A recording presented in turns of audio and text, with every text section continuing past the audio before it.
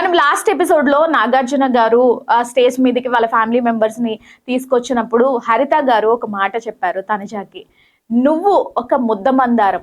చాలా మంది ఎంత మంది కామెంట్ చేసినా సరే నువ్వు అవి పట్టించుకోవద్దు. ముద్దమందారం అంటే మనం మాలగా చేసి దేవుడికి వేసి మనము బ్లెస్ చేయమని చెప్పేసి అని అడుగుతాం. సో ప్రయత్నం నువ్వు చెయ్యి, ఫలితం అనేది దేవుడికి వదిలే అని చెప్పేసి గట్టిగా హరిత గారు చెప్పారు.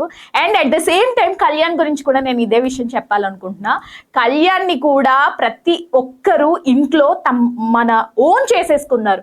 ఇలా తమ్ముడు ఉంటే ఇలా ఉండాలి, అన్న ఉంటే ఇలా ఉండాలి, బాయ్ ఫ్రెండ్ ఉంటే ఇలా ఉండాలి, హస్బెండ్ అంటే ఇలా ఉండాలి. ప్రతి ఒక్కరూ కూడా కళ్యాణ్కి ఎంత దగ్గర అయ్యారు అంటే, మన ఇంట్లో మనిషి అంటే లైక్ తను ఏడిస్తే ఏడుస్తారు, తను నవ్వితే నవ్వుతారు, తన బాధలో ఉంటే అయ్యో పాపం అంటారు. అసలు మీరు లైక్ వీడియోస్లో కానీ ఇన్స్టాగ్రామ్, ఫేస్బుక్ ఎవ్రీవేర్ చూడండి కళ్యాణ్ కళ్యాణ్ కళ్యాణ్ కళ్యాణ్. సో మీలో ఎంతమంది కళ్యాణ్ విన్నర్ అవ్వాలనుకుంటున్నారో కామెంట్ బాక్స్లో కామెంట్ చేయండి. అట్ ద సేమ్ టైం కళ్యాణ్కి ఇంత సపోర్ట్గా శ్రీజ, ప్రియా వెళ్ళిపోయిన తర్వాత ఇంతలా సపోర్ట్ చేసింది తనుజ, నిజంగా బంగారం అని చెప్పాలి.